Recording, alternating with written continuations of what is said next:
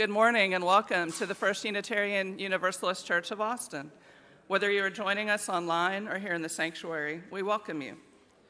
I'm Carolyn Grimminger, and my pronouns are she and her, and it's my pleasure to be your lay leader today. We are a spiritual community dedicated to a free and responsible search for truth, meaning, and beauty. As we search, we sometimes encounter topics or themes that may activate you emotionally. Take care of yourself and do what you need to do. Know that your church is here to care for you and that we are available to help you process anything that comes up for you. I especially want to welcome you if you are new to the church. If you are with us on the live stream, please feel free to say hi and hello in the comments and let us know from where you are viewing the service. If you are here with us in person, we invite you to join us for coffee and conversation after the service in House and Hall. We come from a long tradition of seeing a spark of the divine in every person. It's in that tradition that I invite you to greet the holy among us, either in the comments, online, or simply by turning to those around you here in the sanctuary to greet the holy among us this morning.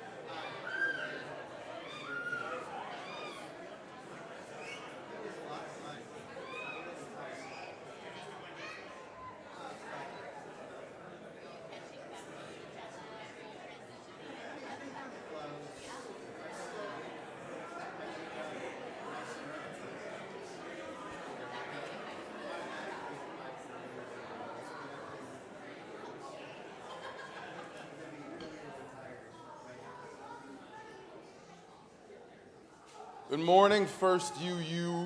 Good morning. Most grateful to your right reverends Chris and Aaron for this return invite, especially in light of all this season's brightness. Women's History Month, Ramadan, Passover, Easter. Right. Though there is the eternal shadow of tax season and the shade of April Fool's Day. So I suppose we'll just call it even, hey? Speaking of even, Monday, March 20th was the spring equinox. In Latin, equinox translates to equal night, the moment when the hours of darkness and the hours of sunlight are even. In a sense, our long-lost prodigal son has returned to resurrect all of Mother Nature's offspring from winter's cold darkness. Since the dawn of time, cultures have created sacred festivals to praise the dawning of spring, worshiping the return of the sun's rising and shining.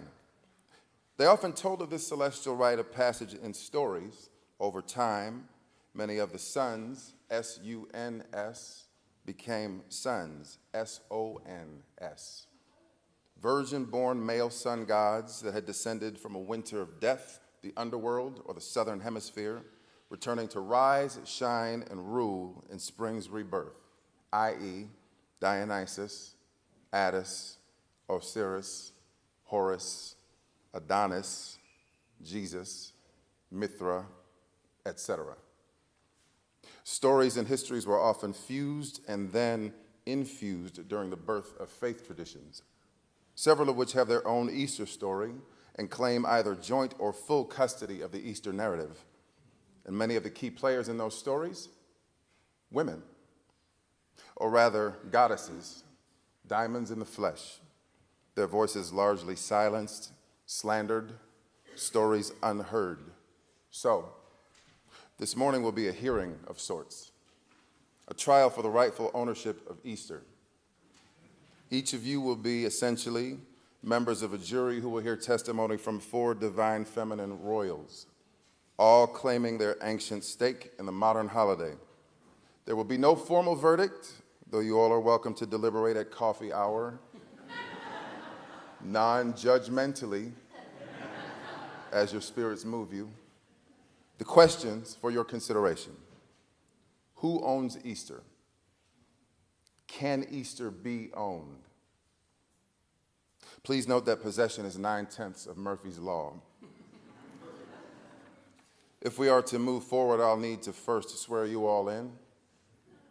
Do you care to seek your truth, your whole truth, nothing but your truth, so help you Goddess? If so, please say I do. And this court is now in session. The Honorable Spirit of Life presiding.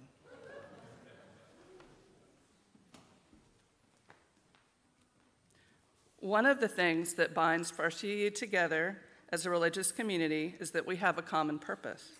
For First Unitarian Universalist Church of Austin, that common purpose is the mission.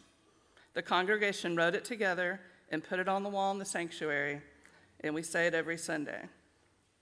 The church participants say it together so that we can carry it with us throughout the week. Let's say it together now. Together, we nourish souls, transform lives, and do justice to the beloved community.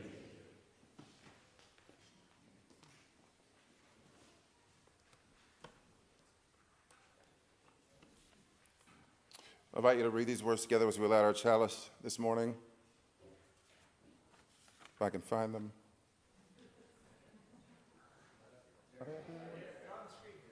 Yes, okay. This is the flame we hold in our hearts as we strive for justice for everyone. This is the light we shine upon systems of oppression until they are no more. This is the warmth that we share with one another as our struggle becomes our salvation. I want to center us with some words from the Gnostic scripture, Thunder Perfect Mind, which was discovered in Nag Hammadi, Egypt, 1945. Buried, found by some farmers who discovered it. 13 gospels, one written in a feminine voice, divine feminine voice, attributed to the wisdom goddess Sophia in that tradition. So I want to center us with some words from that text entitled The Thunder Perfect Mind. For I am the wisdom of the Greeks. I am one whose image is great in Egypt. You awaiting me, take me to yourselves. I have taken no partner, and I am a midwife, and the woman who does not give birth. Do not disregard me. Do not fear my power, for I am present in all fears, and I am strength in agitation. I am silence that is incomprehensible, and insight whose memory is great. I am the voice whose sounds are many, and the word whose appearances are many. I am the woman crying out, and I am cast upon the face of the earth. I am the utterance of my own name. In that spirit, this morning's hymn comes from the heart of Paul McCartney, from a dream he had of his mother Mary, who died of cancer when Paul was 14, in which she was comforting him during a stressful time with the phrase, "It will be all right, just let it be." For many listeners, it's biblical. It's about Jesus' mother, Mary. For Paul, whatever you want to let it be about is all right. Please rise as you are able in mind, body, or spirit. Join us in singing verses 1 and 2 of Let It Be.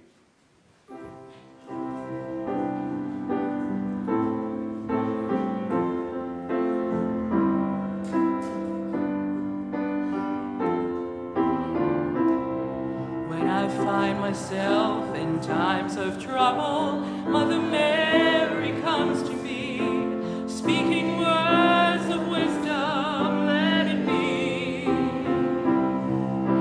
And in my hour of darkness, she is standing right in front of me, speaking words of wisdom, let it be. Let it be, let it be.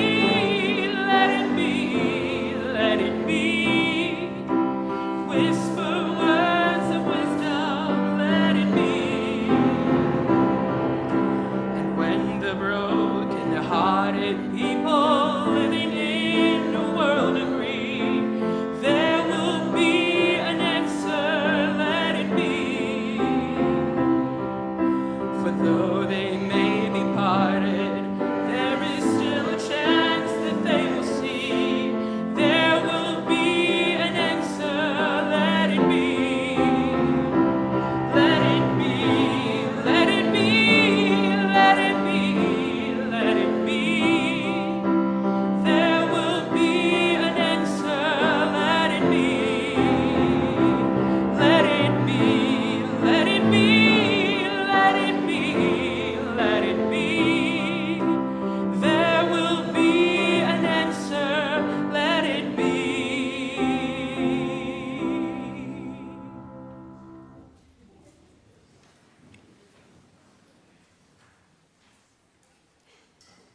I am the silence that is incomprehensible, an insight whose memory is great. I am the voice whose sounds are many, and the word whose appearances are many. I am the woman crying out, and I am cast upon the face of the earth. I am the utterance of my own name. I suppose I'll state my name for the court. Ostara, goddess of spring, ruler of dawn, fertility, renewal, and rebirth. Although I must say, I'm a little surprised we're even having this hearing. The evidence is pretty clear. Seems like we could have just settled this out of court and saved us all some time. Nevertheless, I am celebrated in a handful of cultures and have a handful of names in their dialects. Ostara in High German, Istra in Old English. I am the voice whose sounds are many.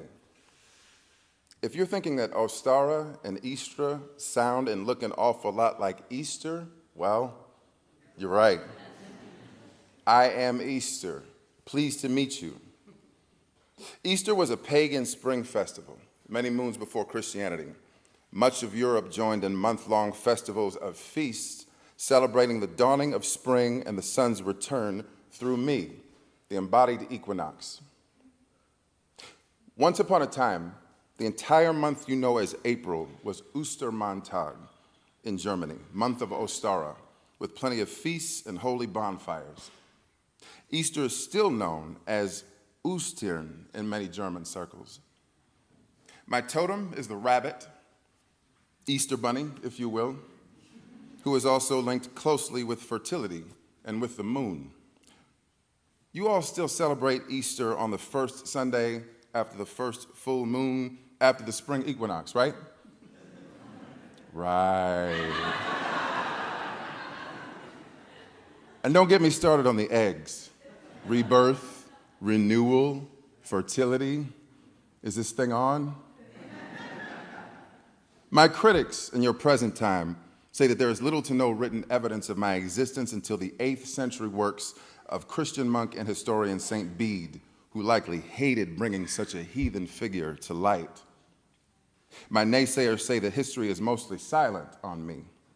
I say, I am the silence that is incomprehensible, and that history is frequently silent on the losers of wars, particularly holy wars.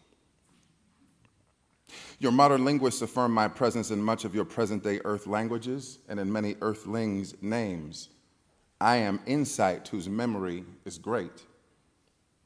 My detractors also note how many other dawn goddesses there were over the ages, i.e. Eos and Aurora, and that I am probably a patchwork hodgepodge of misappropriated myths and archetypes and popular narratives of the day. I say, I am the word whose appearances were many. Might your gods be also? The root of both Ostara and Istra translates in the Greek phrase to shine. And many of your 21st century Greeks refer to Easter as Lambros or Lambri, which translates alternately to bright, shining, or brilliant. I am the utterance of my own name.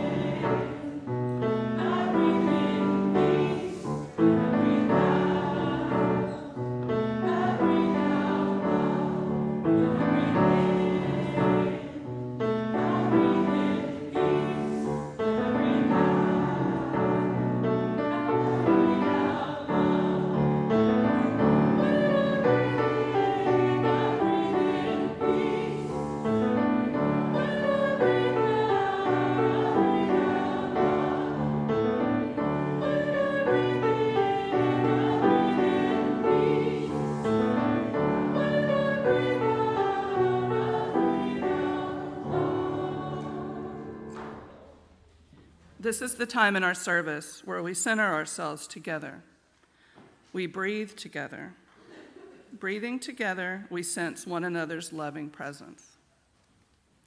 Breathing in and breathing out, We follow our breath to a deeper place inside, a place of greater wisdom, that place where a spark of the divine resides within each of us. Breathing together, we enter into a time of sacred silence together.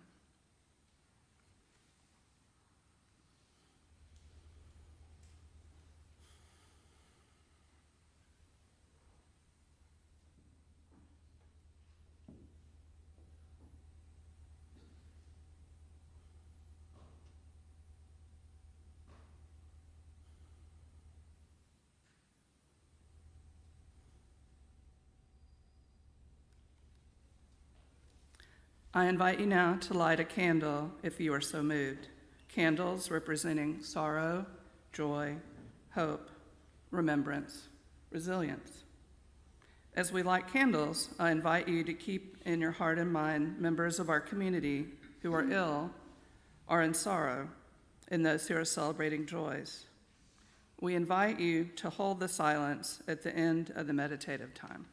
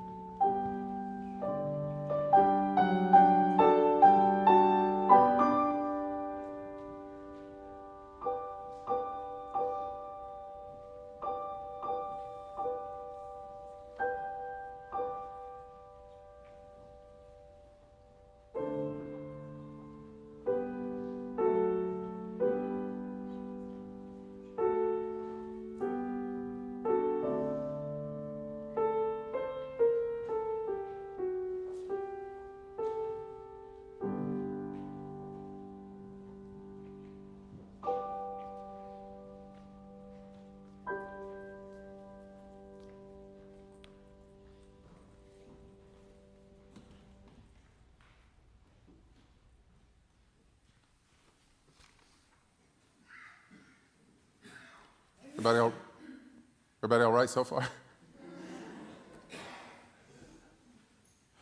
For I am the wisdom of the Greeks. I am one whose image is great in Egypt. You awaiting me, take me to yourselves. Do not banish me from before your eyes. Do not let your voice be hateful toward me, nor your hearing. Do not be ignorant of me in any place at any time. I am the knowledge of my name. For the record, I am the goddess Ishtar, Isht, T-A-R. You may be tempted to call me Ishtar, particularly if you saw that godforsaken movie from your 1980s.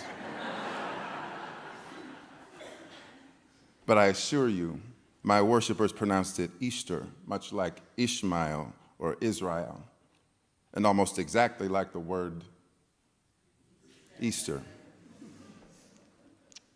I am the goddess of two things in which all is said to be fair: love and war, but also fertility, beauty, political power, sex, justice, combat. Basically all the elements of what you all call Netflix originals. Interestingly enough, historians crave the buzz of highlighting the sexual parts of my archetype, and I have developed quite the reputation over time for everything from cult orgies to sacred prostitution. Sex sells, I suppose, particularly sexualized goddesses of color. Many scholars argue that I am the template for what becomes Aphrodite, the Greek goddess of beauty and love. So perhaps I am the wisdom of the Greeks. I was technically Sumerian, what is now your southern Iraq, though I was worshipped just as fondly throughout Mesopotamia, your Middle East, by the Akkadians, Assyrians, Egyptians, and Babylonians. And I was a queen bee, one of the most high-ranking deities in their pantheons. The essential story of my descent and rise dates back to roughly 2100 BC, and it goes: I have a husband, or son, depending on which version you're reading, named Tammuz, a sun god. He dies, he descends to the underworld. In my broken-hearted grief, I follow after him. I enter 7 gates and am found guilty of hubris by 7 judges, tortured, killed, and then hung up on a stake. In my absence as the fertility goddess, there is no plant or animal fertility on earth, and all life might cease if I stay, which would be a royal pain. I'm missing for 3 days. One of my goddess friends, Enki, has the water of life delivered to me, old school Amazon Prime. It gets sprinkled on us. I rise and return to the earth with Tammuz as the light of the sun resurrected. As part of the plea agreement, Tammuz returns to the underworld for 6 months every year, autumn and winter, and re-rises right around the spring equinox. The result is the cycle of seasons. Any of that sound familiar? My Egyptian followers say I first came to earth in a large golden egg, almost like a sun, which fell from the heavens into the Euphrates River at sunrise on the sun day just after the equinox. That egg was hatched by doves, and out came Easter. Easter. Oh, and sometime thereafter, I came across an injured bird and turned it into an egg-laying rabbit. Tammuz was very fond of rabbits. Now, that could all be a coincidence, but stranger things have happened, or at least stranger things have been written, and many believe them to have happened. What makes my story a fantasy script and another one a gospel scripture? My sex? Are my miracles less miraculous because they were written on clay tablets instead of parchment? Or less royal because the miracle worker was female and dark-skinned? Do not banish me from before your eyes. Do not let your voice be hateful toward me, nor your hearing. Do not be ignorant of me in any place at any time. I am the knowledge of my name.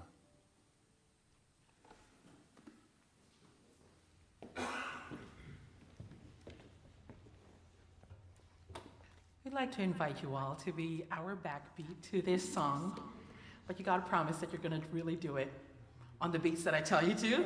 So, for those who are able, I'd like for you to stomp and then clap your hands. So let me do it, and then I'm going to give you the signal to do that.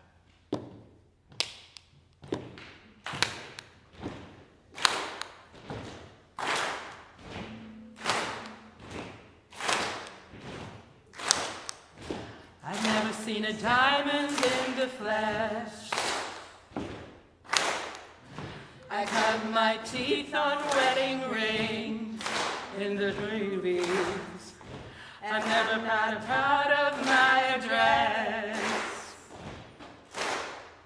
In a torn up town, no postcode envy, but every song's like gold teeth, gray goose, dripping in the bathroom, bloodstains, ballrooms, crashing in the hotel room. We don't care. We're driving Cadillacs in our dreams, but everybody's like crystal, Maybach, diamonds on your timepiece, jet planes, islands, tigers on a gold leash. We don't care. We aren't caught up in your love affair, and we're gonna be royals, royals, in a running over, the kind of lust just ain't for us. We crave a different kind of buzz. Let me be your ruler, ruler. You can call me Queen Bee, and baby I'll rule. Let me live that fantasy.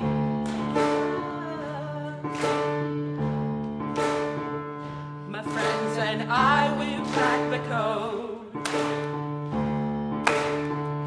We count our dollars on the train to the party, and everyone who knows us knows we're grounded things. We didn't come for money, but every song's like gold teeth, gray goose, tripping in the bathroom, ball strings, ball gowns, in the hotel room. We don't care. We're driving Cadillacs in our dreams, but everybody's like crystal, Maybach, diamonds on your timepiece, jet planes, islands, tigers on a gold leash. We don't care. We aren't caught up in your love affair, and we'll never be royal, royal. It's a running over, the kind of love just ain't for us. We crave a different kind of buzz. Let me be your ruler, ruler. You can call me Queen Bee, and baby I'll rule. Let me live that fantasy. Oh, oh, oh. We're bigger than we ever dreamed, and I'm in love with being queen. Oh, oh, oh. I just scream without a care. We're caught up in your love affair, and we'll never be royal. It's a running over, the kind of love's just ain't for us. We crave a different kind of buzz. Let me be your ruler, ruler. You can call me Queen Bee, and baby I'll rule.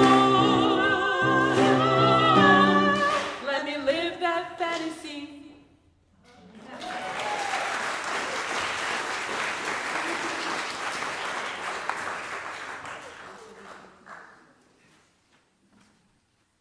How often does that happen on a Sunday morning, hey? Everybody all right so far? Yes. I am a midwife and a woman who does not give birth. Do not disregard me. Do not fear my power, for I am present in all fears, and I am strength in agitation. All rise. I am the goddess Shifra, a Hebrew midwife. There's a good chance you've never heard of me. There's a good chance that you have heard of Moses.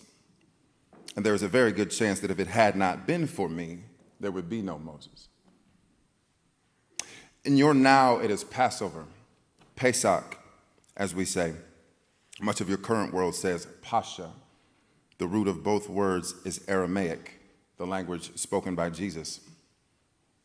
As I understand it, Passover is a spring festival commemorating the exodus of my people from slavery in Egypt under Pharaoh's rule. Evidently, a different postal code in Egypt than the goddess Easter. Perhaps she was in the suburbs. Nevertheless, Passover celebrates our divine deliverance into the promised land across the Red Sea, parted by Moses' staff, a return to a new home, fulfilling an old covenant. Pre-Exodus, we were royally oppressed, yet we were still being born and reborn. And Pharaoh, the Egyptian ruler, was threatened. He ordered me and another midwife, Puah, to kill all the male babies born to Jewish women or die ourselves. We feared for our lives, but we delivered the babies anyway. We found strength in agitation. We resisted. Assisting brown mothers and infants in those times of trouble, staying present in their fears. One of those infants was Moses, whose mother would later send him to safety in a box down the troubled waters of the Nile River. No me, no Moses. No Moses, no Jesus. No Jesus, no Easter. A large part of your present world's Easter narrative is, well, Jewish in content and context.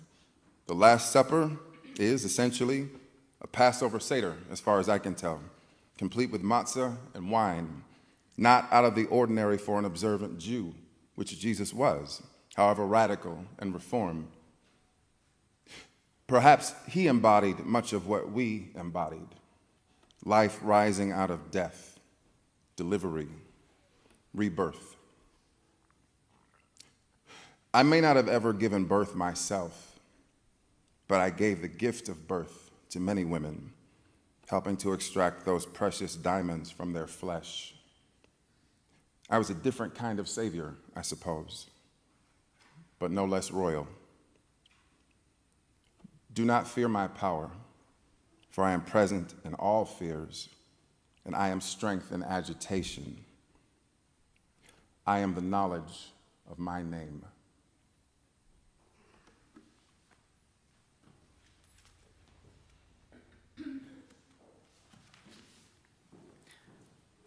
Let there be an offering to sustain the mission and ministries of this church during these challenging times.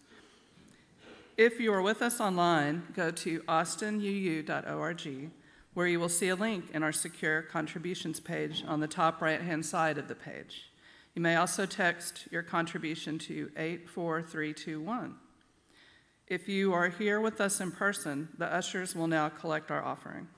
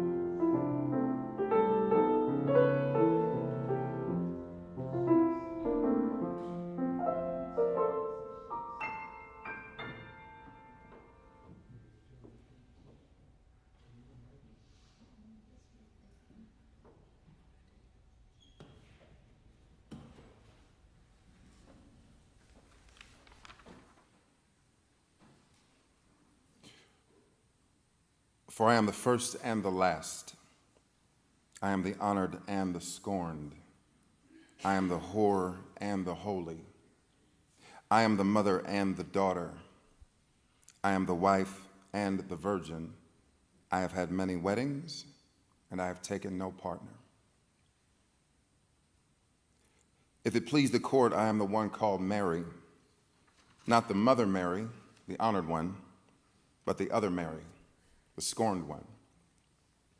She is a figure who is often prayed to. I am a figure who is often preyed upon, figuratively speaking. Your historians are fond of painting a portrait of me as a first-class whore, which I wasn't. I am actually never referred to as a prostitute anywhere in the Bible.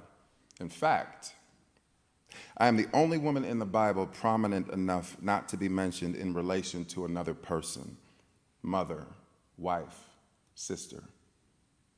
I am the utterance of my own name. And yet, it took only one speech by Pope Gregory in the 6th century, where I was said to be possessed by 7 devils and known to perfume my flesh in forbidden acts. That did the trick. It is perhaps, as your Oscar Wilde once said, everything in the world is about sex except sex. Sex is about power. What better way to undermine the spiritual authority of a woman who threatens the power structure than to call her a whore? What better way to seemingly exalt the spiritual authority of a woman that you need to signify the ultimate purity than to call her a virgin? In my world, I was powerful, not in spite of my sex, but in the light of it. You all still play chess, yes? Yes? In the chess world, what is the most powerful piece on the board? She has the most range, ability, visibility, and responsibility. The king is the most valuable, but perhaps also the most vulnerable. So he requires a queen just to his left, a soulmate, to protect him from otherwise certain death. Checkmate. And I was JC's queen bee. There's a fairly strong case to be made that I was his wife and the mother of his child, but that is another testimony for another kind of court, perhaps before your Judge Judith.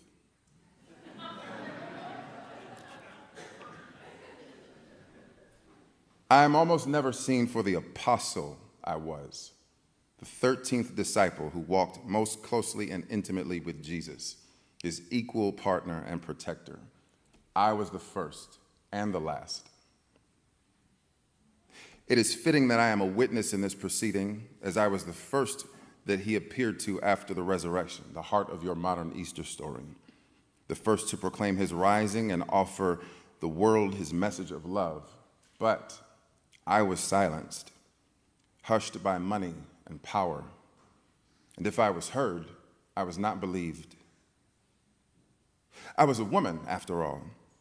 We were thought of as having soft minds and bleeding hearts, hysterical, emotional, nonsensical.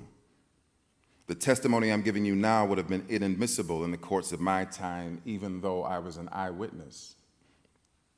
I could certainly be legally tried, convicted, dismissed, disregarded, banished, and/or vanished, but I could not so much as whisper any of these words of wisdom for the record.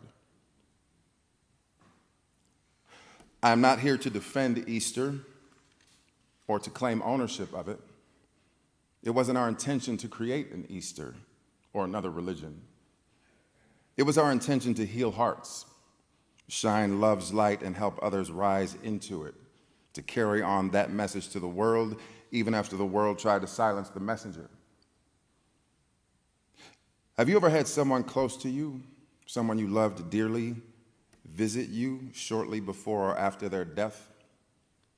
Appear to you in a sleeping dream or a waking vision, as if out of nowhere, just kind of letting you know to let go? Giving you a sixth sense that they were all right where they were, and that they would remain very much alive in your heart eternally as long as you would have them?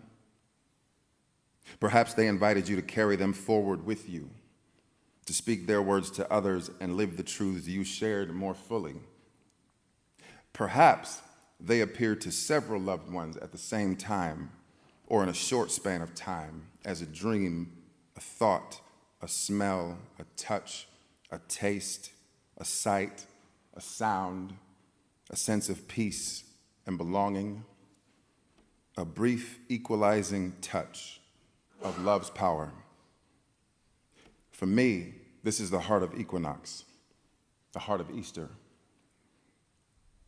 It is perhaps as your modern science's first law of thermodynamics says, the quantity of energy in the universe is constant.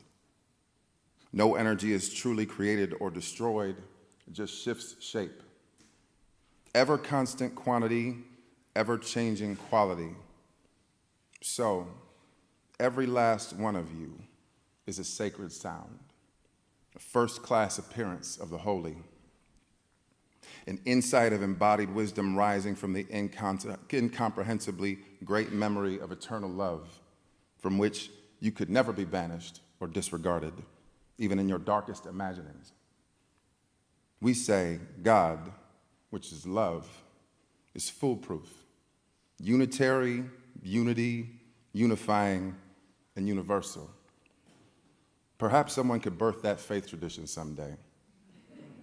Oh, wait. I am a woman crying out, and I am cast upon the face of the earth. I am your knowledge of my wisdom. You are the utterance of my name. Ashe. Blessed be.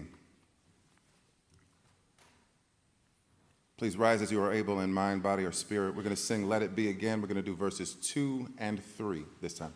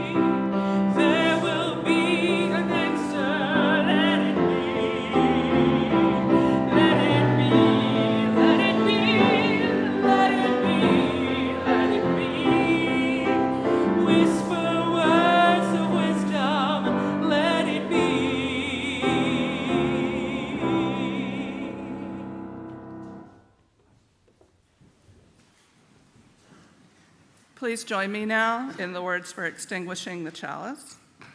We extinguish this flame, but not the light of truth, the warmth of community, or the fire of commitment. These we hold in our hearts until we are together again.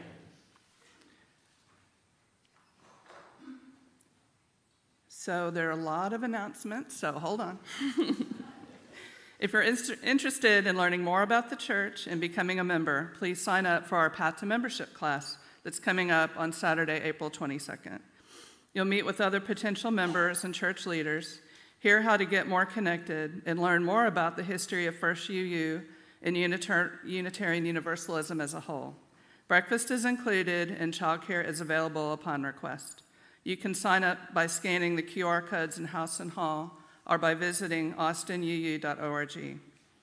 In preparation for our Easter egg hunt next Sunday on April 9th, we need volunteers to stuff eggs full of prizes. After today's service, we will be in Kenzie's office right across from the interim office stuffing eggs. Even if you're only there for a few minutes, your help is really appreciated. This past Friday was Transgender Day of Visibility. For info about how to be an ally to trans people and for resources for trans and non-cisgender UUs, visit the display and table in House and Hall during coffee hour. Please see the UU Facebook page for info on today's Gender Unbound Picnic and Arts Market organized by some of our trans beloveds from First UU. First UU is offering a grief support circle led by Sue Brooks and Ann Edwards starting on Sunday, April 16th from 9 to 10:30 a.m. before the service in classroom 12. Classroom 11. The circle will continue to meet on the first and third Sundays of every month. Information about registering is available on the flyers on the tables in the foyer. The Texas UU Justice Ministry and partners like Equality Texas and the ACLU want to thank all of First UU folks who have been showing up at the Capitol, making calls, writing letters. Please keep it up. It's making a difference.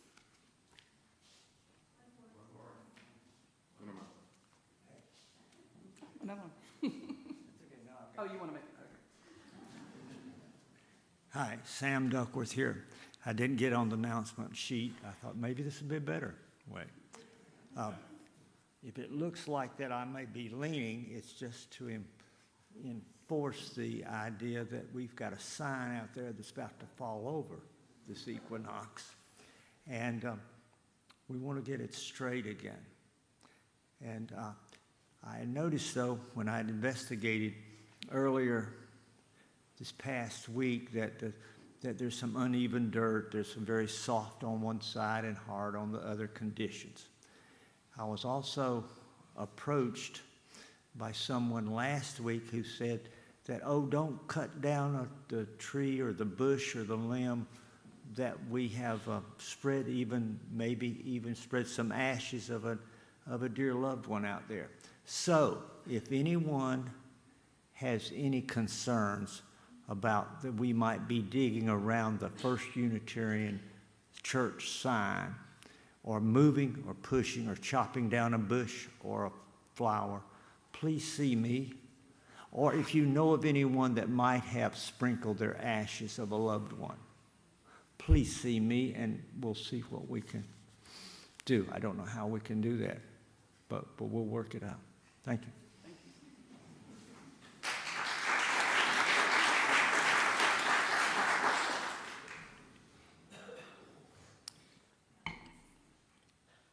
That's it, right? Just a benediction? Okay. Please rise as you are able, in mind, body, or spirit. We're going to leave with some words very much in the spirit of the equinox of Easter from the poet E.E. Cummings.